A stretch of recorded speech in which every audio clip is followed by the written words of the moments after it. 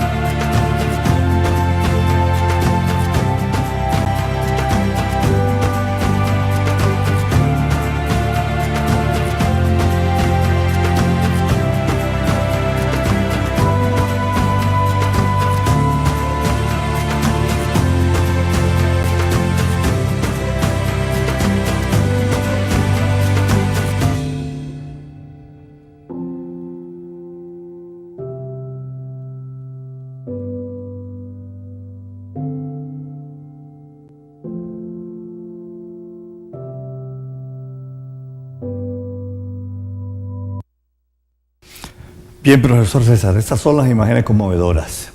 Lo primero que se va es el futuro, justamente cuando aprieta una crisis de esta naturaleza. ¿Qué los movió a ustedes a este ciclo de conferencias? ¿Qué buscan? ¿Qué han encontrado? Fíjate, hubo dos factores particulares, Ramón, que nos movió a nosotros a iniciar estas conferencias. El primero fue relacionado que nosotros hemos vivido en la misma facultad la merma de estudiantes que asisten a nuestras clases, cada vez son menores. Estoy hablando que el semestre pasado yo podía tener entre 240, 260 estudiantes inscritos. Este semestre, ya desde el punto de vista de inscritos, me han bajado a 150 e incluso de esos 150 que existen, yo te puedo hablar de aproximadamente 110, 120, que es lo que está asistiendo a clases. Yo creo que una profesora, María Auxiliadora Arias, que tiene un alumno en un curso. Sí, efectivamente, estoy hablando de mi particularidad. Incluso dentro de la facultad hay profesores que tienen 7, 6 alumnos llegando a clases únicamente, y me imagino que en facultades menos pobladas que la nuestra de economía, pues la situación debe ser aún más de emergencia inclusive.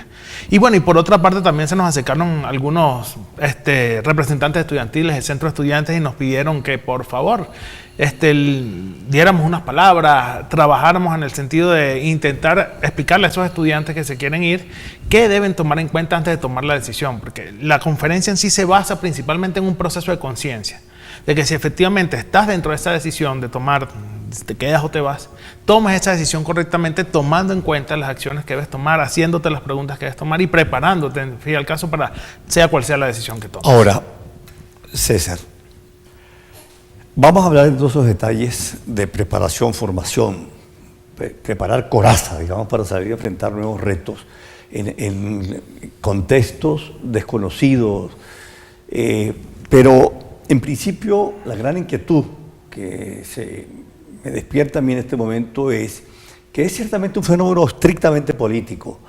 El hecho de la decisión individual de irse, de dejar el país, abandonar familia, es una decisión absolutamente individual, ciertamente, producto de necesidades.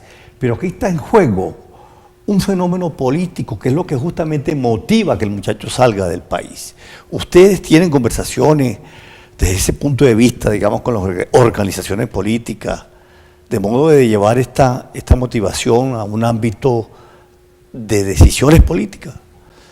Fíjate, en este momento nos hemos centrado principalmente en llegar a nuestra comunidad universitaria, a llegar a nuestro personal empleado, obrero, a nuestros estudiantes en función de esta decisión.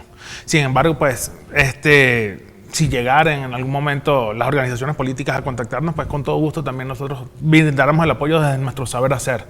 Yo creo que una de las cosas que le hace falta a nuestro país para seguir adelante es precisamente que cada quien haga lo que le corresponda de la mejor manera posible. Muy bien. Y sí, efectivamente, con lo que decías anteriormente, la decisión, todo el ámbito político de lo que está pasando en el país afecta enormemente la decisión de la persona de irse o de quedarse. Más sin embargo, la decisión sigue siendo individual. Yo lo digo en la conferencia, hay cosas que nos toca vivir y hay cosas que nos elegimos vivir. Este elemento de irte o quedarte es una elección particular. Entonces debes considerar todos los elementos que estén a tu alcance para que tomes la mejor decisión posible. Hay una referencia a la literatura que yo no quiero dejar escapar. En este momento pudiésemos hablar de Mi hijo, el emigrante.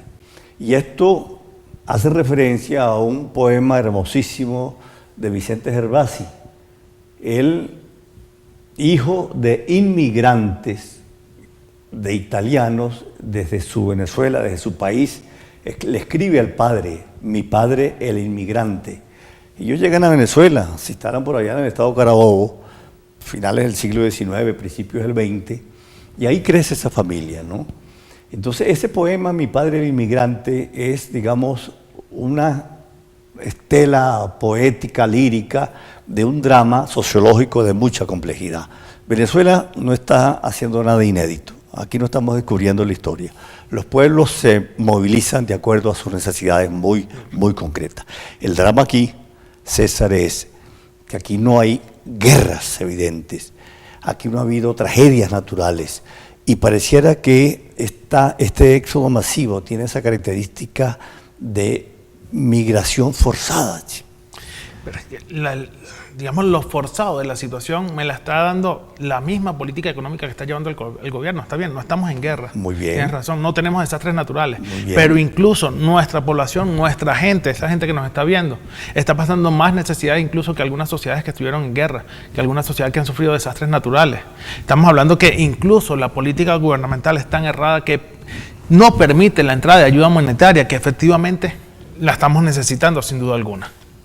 Ahora, César, yo creo que la mirada plural, digamos, se alimenta de esa cabalgata, ese montaje de miradas, de opiniones, para ampliar un poco, digamos, el horizonte de la percepción y de la anunciación crítica. Y nosotros en este programa, nuestro productor Dalí Ruiz se ocupó de recoger algunas miradas, tanto de estudiantes, por una parte, como de profesores, que nos van a permitir ampliar la visión de esta problemática. De modo que tenemos las primeras miradas del profesor Eiber Castellanos, creo que es parte de... Mi compañero en la conferencia, ¿cómo no? De las conferencias. Entonces, él tiene una serie de inquietudes que vamos a compartir con ustedes y que nos van a permitir a nosotros, digamos, extraer de ahí algunas preguntas para el profesor César. Vamos con la primera mirada, por favor. Realmente la iniciativa y lo que nos movió a nosotros es encontrar de que la deserción estudiantil ha sido demasiado marcada en los últimos 2 semestres. Inicialmente yo podía contar con estudiantes, con una cuantía de estudiantes de aproximadamente entre 50 y 60 estudiantes por sección, y nos hemos encontrado con que en la actualidad tengo 30 estudiantes o incluso 15 que son los que están asistiendo a la clase. De hecho, tengo colegas profesores que solo cuentan con 2 o 3 estudiantes, que es lo que le asisten a sus clases. Ahí están problemas muy concretos. No está hablando un soñador o un especulador de realidades. Es un profesor angustiado por la merma considerable de sus estudiantes en la universidad. Entonces la pregunta es reiterativa, César. ¿Qué hacer desde el punto de vista político para aliviar esta situación? Fíjate, desde el punto de vista político hay que cambiar ciertas políticas gubernamentales, la visión económica que tienen los dirigentes actuales, los que ocupan cargos de gobierno en el país, hay que cambiarla. Maduro dice, por ejemplo, que este cuento del éxodo masivo es un cuento más de los vendepatria. Bueno, imagínate, ahí está el video. Lo que vamos a ver, ese video no es ningún cuento, es una imagen que se repite día a día en la frontera con San Antonio del Táchira. Nosotros que hemos tenido la oportunidad de ir a dictar algunas clases en el hermano país, pues vemos eso no es una imagen, eso es una visión. Tarda 7, 8, 9 horas de cola para sellar un pasaporte en la frontera actualmente. Así, y súmale a toda esa cantidad de gente, aquellas que tienen el carnet fronterizo, que no tienen que pasar por el mismo proceso nuestro que vamos y venimos. Entonces, ¿Cómo es eso del carnet fronterizo? El carnet fronterizo fue una política que implementó el gobierno colombiano, que de hecho acaba de detener la emisión de ese carnet fronterizo, que eran una especie de carnet que uno era emitido por la embajada colombiana, no se metía en la página, por el consulado colombiano, perdón, y te permitía con ese carnet ir, pasar a hacer unas compras y regresabas. No tenías que sellar el pasaporte para cruzar la frontera. Sin embargo, mucha gente, por supuesto, utilizó eso para aliviar su ida y hacerlo de manera más rápida. Y, por supuesto, para aquellas personas que necesitaban salir vía aeropuerto o irse a ciudades mucho más adentro de Colombia, pues sí era necesario efectivamente que sellar el pasaporte. Ahora, una candidata en esta contienda electoral que viene para Colombia, Marta Lucía Ramírez, ella es candidata del Partido Conservador. Ella señalaba recientemente algo que me llamó la atención.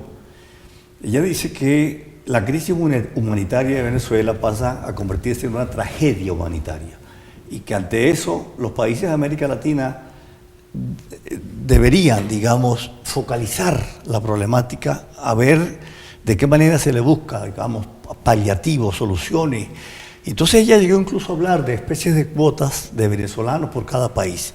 Si Colombia tiene la posibilidad de tener 200.000, bueno, que sean 200.000 asistidos con cierta perspectiva de trabajo, es decir, con dignidad. Argentina, Brasil. Entonces, ya el solo hecho de planteamiento de la propuesta nos pone a nosotros en la verdadera dimensión de esta tragedia. Que una candidata se ocupe de plantear seriamente a los países de América Latina, vamos a atender a los venezolanos. ¿Cómo ve usted eso? Es que lastimosamente la situación del éxodo venezolano se ha convertido en un problema para la región. Inicialmente, hace algunos años atrás, los primeros venezolanos, que más o menos en masa que se empezaron a ir, pues efectivamente fueron bien recibidos en esos países. La mayoría de gente que se fue inicialmente eran profesionales, personas preparadas, y eso originaba pues que en esos países donde no existiera tantos profesionales fueran bienvenidos. Pero digamos que ya la cantidad de gente que se va son muchachos que están estudiando, que no tienen ningún oficio aprendido, que no han terminado de graduar en la universidad. Cualquier índole de personas está saliendo. Entonces llegan al otro país también a competir con fuerza laboral también baja que tiene el país, lo cual no aporta necesariamente en la mejora de la calidad de producción de ese país. Y al contrario, aquellos países no tienen las oportunidades de empleo suficientes para sostener a esta cantidad de inmigrantes, que es realmente impresionante lo que está saliendo. Estábamos hablando que en algunos casos algunos hablan de 1.500.000, ya casi 2 millones de venezolanos que se han ido del país. Una cifra de 2.300.000. Bueno, imagínate eso, 2.300.000 ya regados por planeta Tierra, digámoslo, pero en su mayoría están en lo que es Sudamérica y tal vez Norteamérica. Imagínate la cantidad de población que hay en Venezuela tratando de acceder a cualquier tipo de trabajo. De esos 2.300.000, ¿cuántos realmente son profesionales? La mayoría llega a trabajar en trabajos no calificados, a trabajar como obreros, a trabajar como meseros, a trabajar con lo que salga porque tienen que sobrevivir. Y adicionalmente, todos aquellos que no consiguen dónde trabajar, que lo vemos, hay casos en Colombia donde hay gente durmiendo en las plazas, debajo de los puentes, etcétera, lastimosamente. Hay una situación que lo denunciaba el canciller brasileño, ¿no? Además con una gran sensibilidad porque está, digamos, preocupado por la problemática, pero él decía, por ejemplo, que en la ciudad de Roraima, ciudad fronteriza acá con nosotros, es una ciudad pequeña, poca población, y se ha establecido que el 10% de la población que está ahorita en la ciudad de Roraima son venezolanos. El 10%. Es una cosa realmente asombrosa, ¿no? Si qué dimensión darle nosotros a una problemática que alcanza esos porcentajes de verdad excepcional. Vamos con la segunda mirada del profesor Castellanos y volvemos entonces. La conferencia consta de dos partes. La primera es una parte emocional que trabaja el profesor César García, en la cual invita a todo el oyente a que debe estar preparado emocionalmente, no solamente para irse, sino también para quedarse y luchar por el país. La segunda parte de la conferencia yo la denomino los 7 pecados capitales al emigrar, en las cuales pues destacamos algunos de los principales errores que comete el estudiante al momento de abandonar el país. O sea, según las palabras del profesor Castellano, ustedes tienen claridad sobre la problemática. Eso de preparar emocionalmente a aquel que decide irse como aquel que decide quedarse, ¿verdad? Eso es una dimensión de que ustedes saben con qué es lo que están manejando de verdad. ¿Cómo sería esa preparación emocional? ¿En qué consiste? Fíjate, Ramón, independientemente, digamos, la primera parte de la conferencia, la parte emocional, primero se destaca es que un proceso de conciencia si realmente tú eres el indicado para emigrar o no. ¿A qué se refiere con esto? Cada persona, dentro de su particularidad, dentro de su cultura personal, dentro de su personalidad, pues ya de por sí puede encontrar si es candidato posiblemente para emigrar o quedarse. Yo lo digo como ejemplo en la conferencia. Aquella persona que le guste ir a comerse con su mamá unas tajadas, una arepa todos los domingos y que efectivamente no se conciba en un lugar donde no pueda hacer eso, compartir con su familia, tiene que pensar muy bien la idea de irse. Aquellas personas que tienen niños pequeños, que tienen una hija de 1 o 2 años o hijos de 1 o 2 años que quieren compartir con ellos su crecimiento. Ya eso, ese corte para esas personas que les importa tanto eso, implica que efectivamente, oye, ya va, piénsalo bien antes de irte. Y se hablan acerca de conceptos de lo que es felicidad, calidad de vida para cada persona, que son conceptos muy particulares. Posteriormente a eso, cuando efectivamente tú decides si vas a quedarte o irte, tienes que prepararte emocionalmente. ¿Por qué? Porque toda esta crisis que estamos viviendo en el país nos ha llevado a pensar y a centrarnos siempre en los problemas. Siempre estamos sentados que no me alcanza, que no tengo sueldo, que no se consigue. Y realmente, si te vas a quedar, por ejemplo, tienes que empezar a pensar más en las alternativas. Porque si no, emocionalmente te levantas y por más ánimo que te levantes, a la media hora ya estás sumido en la crisis del país, sumido en el problema del país y por más oportunidades que te puedan pasar por el frente, no las aprovechas porque estás centrado en el problema. Ahora, ese es en cuanto a los que deciden en un momento determinado irse. Y la preparación para quienes deciden quedarse, ¿qué recomienda? Igualmente, tienes que centrarte en ver las alternativas, las posibilidades. A pesar de la grave crisis económica, que nadie se escapa de esto, todavía en nuestro país siguen existiendo buenas oportunidades. Vemos empresas que siguen creciendo, personas que siguen triunfando. Entonces, y esas oportunidades están. Y uno se pregunta, oye, pero ¿por qué entonces si a aquel le va bien, por qué a mí no me puede ir bien? No necesariamente porque esté vinculado con algún personaje en un sitio político o algo. Hay gente que le va muy bien. A un enchufado, no. Hay gente que le va bien y no es enchufada. ¿Es por qué? Porque ve las oportunidades y las aprovecha. Y son trabajadores, ciertamente. Y son trabajadores, grandes efectivamente. Trabajadores. Y aquí en el país todavía existen oportunidades. La mayoría de empresas, dado el problema de personas, de personal que se le va fuera del país, precisamente ha acelerado los planes de carrera dentro de las empresas. Lo que anteriormente llegar a un cargo te duraba 7 o 8 años, actualmente se ha reducido a 3 o 4. Entonces digamos que ahí siguen existiendo oportunidades acá, pero hay que centrarse en ver las alternativas y no tanto los problemas, en ver cómo solucionar, cómo seguir adelante. Hay un caso particular de alguien que me decía, oye, pero es que yo no sé qué hacer ya, cómo rendir más el dinero. Yo decía, pero es que la visión es equivocada. No es ver qué rendir más el dinero, porque todos los venezolanos estamos haciendo milagros con el poco o mucho dinero que podamos tener. La visión tiene que ser entonces hacia ver en dónde genero más dinero. Porque si me centro a rendirlo, no, ya no lo puedes rendir más. Todos los venezolanos están haciendo a la perfección eso. Lo poco que tienen rindiéndolo. Pero entonces tienes que pensar entonces en qué, en buscar otra alternativa cómo producir más. Ahora, llega un momento, César, en que el horizonte se achica y se cierra. En toda coyuntura de esta naturaleza, y la historia lo registra, los países que han pasado por eso, llega un momento en que la gente o sale o fenece, como se diría en términos trágicos y poco duros de verdad. El punto está en lo siguiente: la persona que se decide quedarse, el joven que decide quedarse, para mi concepto, tiene una especie de catarsis y de terapia, que es quedarse, luchar por sus problemas individuales, pero también tratar de buscar, digamos, participación ciudadana y política en aras de abrirle horizontes a esta problemática, porque esto es un problema de todos los venezolanos. Nosotros con facilidad de pronto juzgamos a quienes han estado, digamos, al frente de todas estas organizaciones, la MUD, la vieja coordinadora, en fin.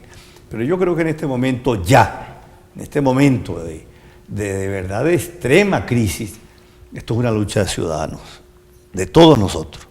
Sacar tiempo para ir a la asamblea, sacar tiempo para estar donde hay que estar, hacer lo que hay que hacer desde el punto de vista, digamos, de eso que nos consagra la Constitución, velar por los intereses de nuestro país, ¿o no?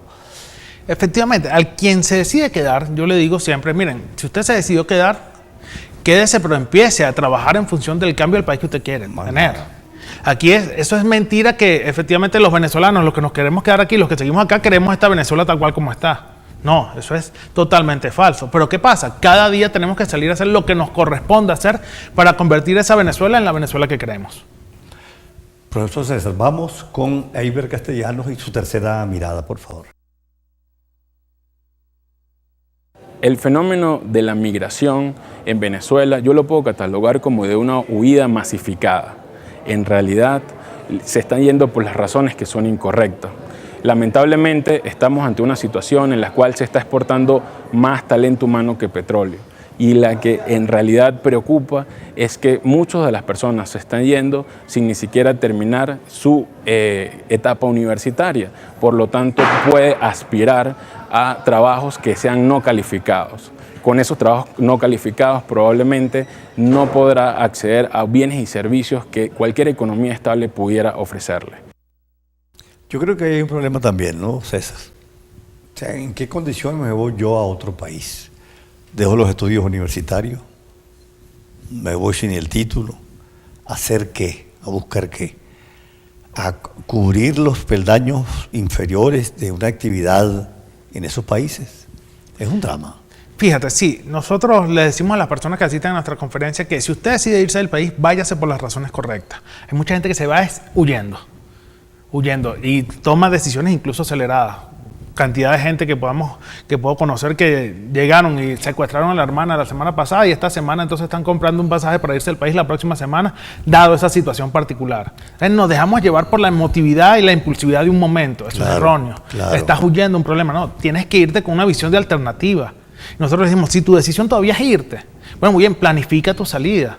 ¿Cuál es el mejor país de los que tienes opciones? ¿Dónde tienes más posibilidades de conseguir ayuda? ¿Dónde hay posibilidades de que efectivamente económicamente puedas crecer y cumplir tus objetivos? Nosotros en la conferencia abrimos un poquito los ojos en ese sentido al comparar un poquito las matrículas universitarias fuera comparadas con las matrículas universitarias acá. Aquel que se piensa o que se va diciendo, no, afuera termino de estudiar, realmente hasta cierto punto entra en una utopía, porque, por ejemplo, en Colombia un semestre te sale siete veces el salario mínimo, un semestre, entonces no vas a poder mantenerte y estudiar a la vez. Entonces hay que reflexionar en esos aspectos. Nosotros decimos que hay que irse por las razones correctas, por alternativas, por proyectos, por posibilidades y proyectos planificados, por supuesto. Sí, yo creo que aquel que se va con la ilusión de seguir sus estudios. Yo conozco aquí, en este momento en Venezuela, unos jóvenes chilenos que se vienen de Chile a estudiar en Venezuela por la facilidad con que Venezuela, digamos, recibe a ese inmigrante y la facilidad del estudio que tenemos en este país. Esto de verdad es un paraíso para los estudios de cualquier nivel. De modo que aquel venezolano que sale con la ilusión de no, yo continúo estudiando fuera, eso es muy cuesta arriba. Hay algo particular que nos pasó, Ramón, cuando empezamos a hacer esta conferencia. Gran cantidad de amigos, estudiantes que se han ido, empezaron por las redes a contactarnos para contarnos un poquito su experiencia, cómo ha sido, digamos, su evolución y cómo fue su vida a otro país. Y muchos de ellos nos dicen, por ejemplo, hay una compañera de estudio mía, excelente profesional, que me dice, oye César, mira, yo para hacer mi magíster, aquí tuve que sacrificar más o menos lo que valían 5 carros, 5 automóviles, para poder yo hacer mi magíster aquí donde estoy en Argentina. Entonces, Venezuela todavía sigue siendo un paraíso académico en ese sentido. Es un lugar muy económico para estudiar, con una excelente calidad académica. Tenemos 4 universidades dentro del país que están dentro de las 100 mejores universidades de Latinoamérica. La Universidad de los Andes, sin duda alguna, todavía sigue persistiendo dentro de esos índices, dentro de una de las mejores universidades para estudiar. Nuestros egresados también comprueban a través de su trabajo esa calidad universitaria que mostramos nosotros y esa calidad académica. Entonces, pues, y adicionalmente, también es que tú determines incluso qué posibilidades tienes cuando te vas con un título y cuando te vas sin el título. Digamos que las posibilidades de trabajo, de ingresos que puedes obtener son diametralmente significativas. Y entonces, pues eso lleva un poquito a pensar. Nosotros buscamos eso, crear un poquito de conciencia, sobre todo en el estudiante, aquí en la comunidad universitaria, para que, oye, mira, reflexiona cuáles son tus posibilidades ahorita, cuáles son tus posibilidades después.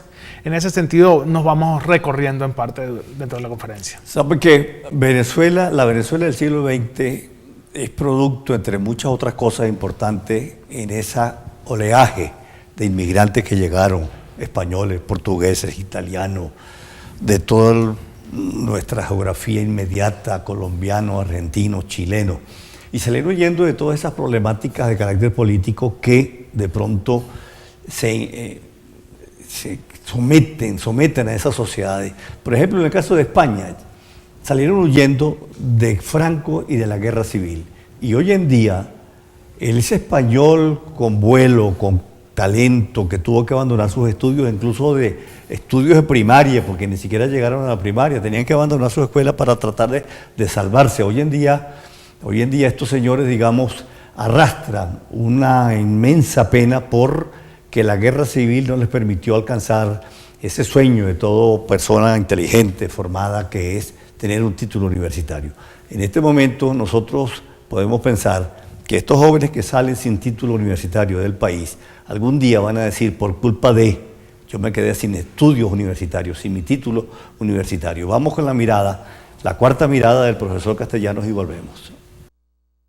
Podemos observar el fenómeno de Argentina.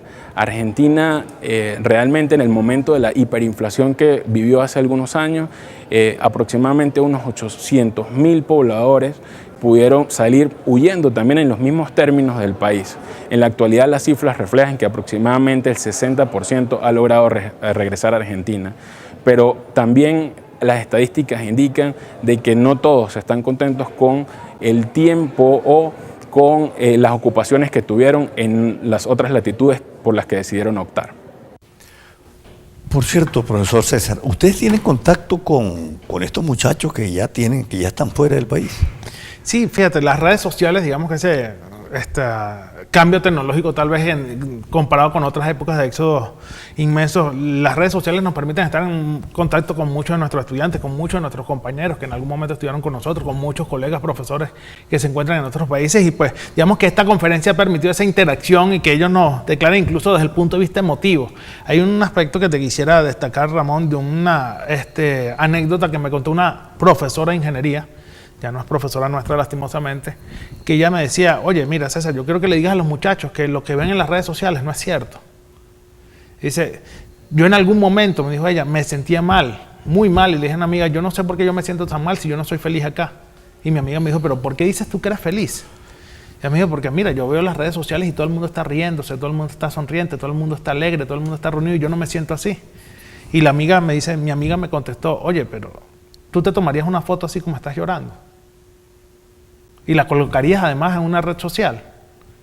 Y me dijo, sinceramente, para los que nos vamos, dentro de la ecuación de irse, no entra el no estar feliz. Y yo quiero que tú le comentes eso a los muchachos. Y ella, efectivamente, yo le digo a los muchachos, oye, no nos dejemos llevar por lo que vemos en las redes sociales. Porque ahí se muestra una parte de la realidad, no toda la parte de la realidad de la persona que se va. Entonces, ese contacto permitió nutrir enormemente lo que es la conferencia y toda la interacción que hacemos con los muchachos que están acá. De hecho, una de las recomendaciones que hacemos es habla con gente que de tu plena confianza, que esté allá, que te pueda decir sinceramente, oye, mira, esto fue lo positivo, esto fue lo negativo, esto es lo que me está pasando, de tal manera de que tengas la realidad de lo que está pasando a los venezolanos fuera. Ahora, hay un hecho importante que lo voy a comentar, me gustaría su opinión. El día pasado me comentaba alguien, a propósito de lo que le dije, ¿no? Voy a hacer un programa con unos profesores sobre esta problemática. Y él me decía, chicos, yo a veces siento que esta huida masiva de venezolanos al exterior es como una especie de tendencia, me decía él, ¿no? Como ahora se habla de tendencia, la tendencia tal, la tendencia tal. Vamos a dejar ese planteamiento para oír su opinión, pero me gustaría incorporar en esta parte del programa la mirada de un estudiante, que es la parte sensible de la que justamente estamos hablando en este momento. Un estudiante, creo que de economía, donde expresa en sus términos la problemática que está confrontando. Vamos entonces con la primera mirada de este estudiante, por favor. Como estudiante de una carrera económica, veo con dolor las decisiones que se han venido tomando a nivel financiero en mi país, sin importar el índole político. Creo que las personas que están en el gobierno no están capacitadas para tomar decisiones gerenciales y financieras en mi nación. A mí me gusta mucho esa mirada, ¿no? Una joven que entiende dónde está el origen del problema. Esto es un problema político, de políticas públicas, un problema de gobierno. Eso no es así. Sí, correcto. No podemos decir otra cosa que es un problema de políticas públicas, de políticas económicas en un país. Por ejemplo, el fenómeno de la inflación es un fenómeno que ya fue resuelto a nivel mundial hace más o menos 20, 30 años. Entonces, el centrarse en una ideología, el centrarse en un pensamiento económico que efectivamente está fracasado no tiene sentido. Y más cuando al fin y al cabo los que terminan sufriendo las consecuencias es esa gente que nos está viendo, es el que está en su casa, no son los integrantes o los ocupantes, los altos cargos del gobierno, no, es la persona, es el estudiante, es la madre que sale a trabajar y no tiene cómo comprarle las cosas a su hijo, es aquel que sale a comprar pan hoy a un precio y mañana lo encuentra 30, 40% por encima. Entonces, centrarse en un modelo económico fracasado es un gran error y las consecuencias las estamos viviendo todos los venezolanos, sin duda alguna. Y la perspectiva futuro de esta problemática, uno pues está ya en las puertas de unas elecciones presidenciales, montadas a la manera con que un régimen marcadamente dictatorial monta sus procesos electorales. Y lo evidente es que la oposición organizada, la oposición que ha hecho militancia de verdad en estas luchas por la democracia y el rescate de las instituciones, no va a participar. Estos señores que se autodenominan opositores y que están como candidatos, vaya a saber pues cómo les irá a cobrar la historia esta irresponsabilidad. Pero ustedes que están en la pelea diaria, en contacto y en diálogo con estos muchachos, ¿qué visualizan como futuro inmediato? Yo creo que esta problemática va a terminar más temprano que tarde. Y de hecho, yo particularmente no veo las elecciones como la solución al problema. De hecho, para mí, desde mi visión particular, las elecciones son un elemento para ellos tratar de perpetuarse y darle legitimidad a algo que no tiene por ningún lado. Pero esto va a terminar más temprano que tarde. Y cuando termine esto, digamos que el mismo país tiene potencialidades que le van a permitir subir como un cohete. Y nosotros, los que quedamos aquí, vamos a hacer el combustible, y la gente que está afuera, que estoy seguro va a querer regresar, también va a formar parte de ese combustible para llevar a la Venezuela. Por su cabeza no ha pasado eso. Sí, te digo yo, es una opción, a todos nos sucede. Yo lo digo en manera de chiste en la conferencia, pero es que es la principal pregunta que nos hacen. Yo le digo, estadísticamente ya superado a cuando tú tienes más de 30 años siempre te preguntan, ¿cuándo te vas a casar? No, ya estadísticamente superó, ¿te vas o te quedas? Y efectivamente, pues digamos, yo he considerado mis condiciones particulares, por el momento no me voy. Okay. Eso queda claro, pero digamos que siempre está el sonidito. Yo lo digo siempre en la conferencia, el año pasado yo rechacé 3 propuestas de trabajo fuera. Pero mis condiciones particulares, mi visión de país, mi visión de lo que quiero ser yo acá, incluso me ha hecho, por el momento al menos, quedarme acá. Vamos a ver qué nos dice la segunda mirada de esta estudiante que me parece muy inteligente. Vamos entonces con la mirada. Muchos egresados en este momento no tienen el nivel económico y el empleo debido a la situación que estamos presentando como nación. El sector privado ha sido el más afectado y por ende la clase media es la que más ha sufrido la crisis económica que tiene mi país. Ahí toca otro punto importante. Es la clase media la que está siendo en este momento, digamos, golpeada de manera inclemente, ¿no? Ese muchacho que sueña también con incorporarse a la clase media a través de estudios universitarios, este es un punto clave, ¿no? Bueno, ahí voy a diferir contigo un poquito, Ramón, porque yo creo que, digamos, la clase media ya prácticamente ni existe. A todos nos han llevado obligados a la clase baja y nos tienen allá metidos en esa clase y por supuesto como clase baja sufrimos enormemente a la enésima potencia lo que está sucediendo. La clase media, los poquitos que quedan de clase media, por supuesto que lo sufren también. Pero digamos que seguir hablando de que la clase media es la más afectada, no, siguen siendo los pobres y cada vez mucho más entramos a esa categoría de lo que es pobre. De hecho hay una estadística que decía por allá que se considera pobreza extrema aquel que tiene que vivir con menos de $1. Actualmente, ¿qué cantidad en porcentaje de venezolanos nos corresponde pasar el día con menos de $1?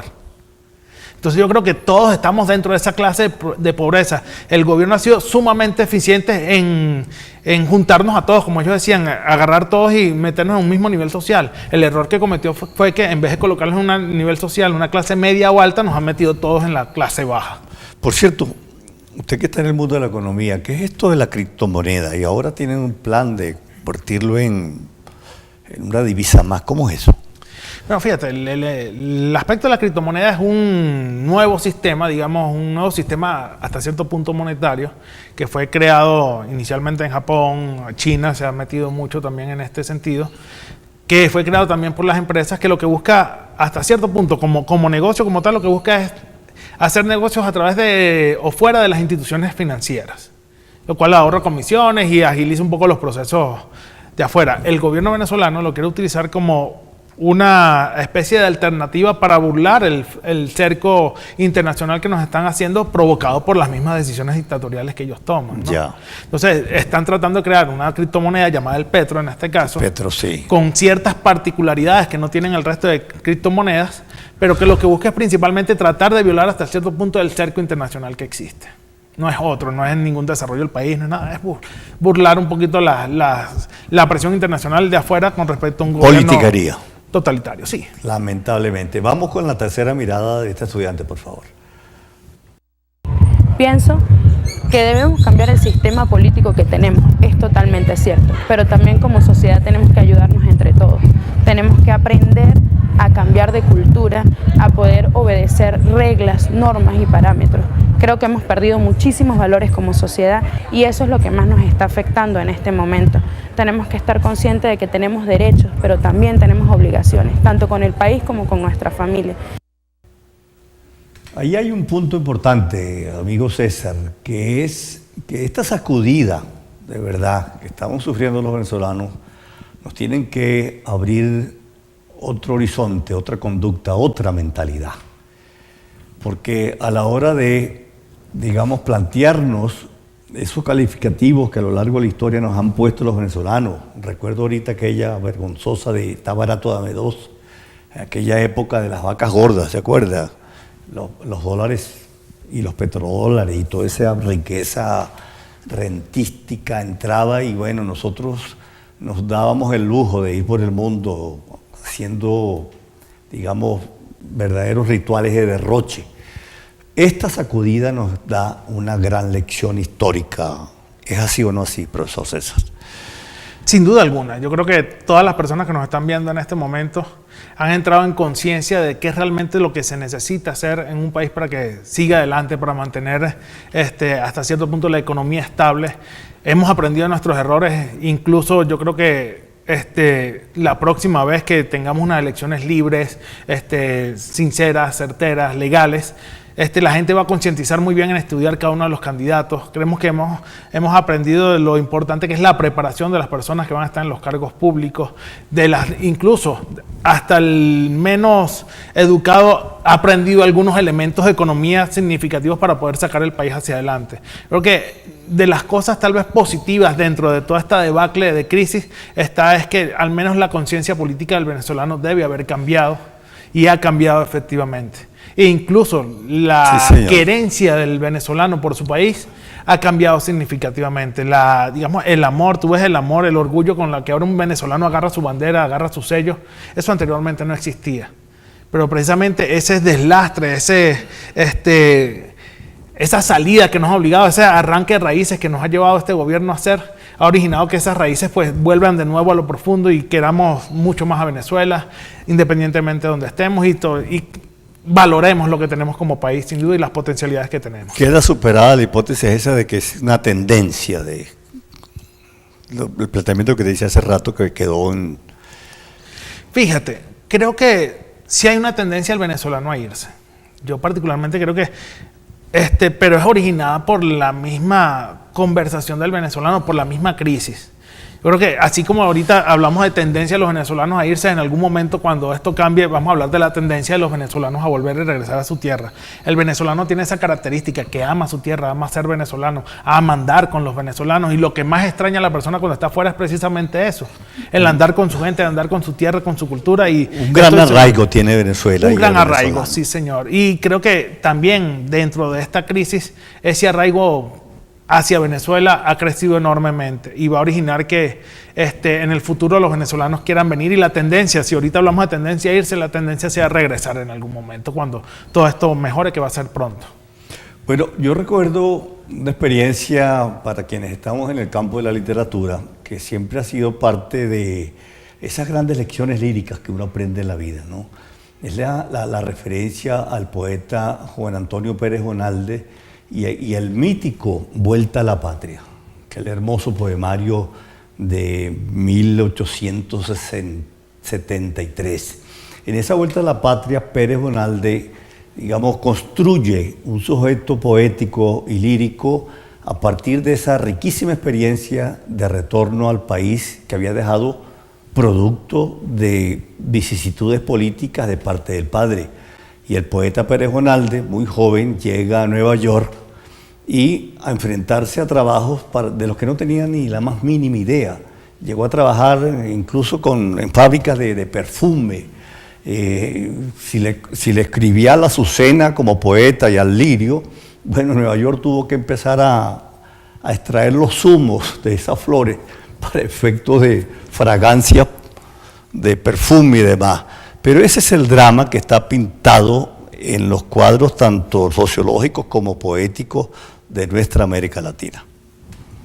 Profesor César, de verdad, éxito, y creo que va a continuar el ciclo de conferencias, ¿no? Sí, efectivamente, ya nosotros el mes de noviembre estuvimos en farmacia, realmente impresionados, estuvimos cerca de 220 personas en farmacia, posteriormente estuvimos en fase, cerca de 250. Y los profesores también están participando. Sí, eso realmente nos ha llamado muchísimo la atención, de que ha asistido no solo estudiantes, han asistido colegas profesores, personalato, empleados han asistido a la conferencia. En medicina estuvimos hace poco también, y la idea es ir coordinando para presentarlas en todas las facultades y todos los núcleos de nuestra universidad inicialmente, porque adicionalmente se nos han acercado personas de colegios de media y diversificada pidiéndonos que le llevemos las conferencias a los colegios, porque hay muchos jóvenes que están diciendo salgo de quinto año y me voy, entonces que la llevemos allá. Hay sindicatos profesionales que también nos están pidiendo la conferencia, pero inicialmente en toda la universidad de seguro vamos a estar. Bueno, César, que sus palabras nos ayuden a abrir horizonte a esta nueva vuelta a la patria. Muchas gracias, amigos.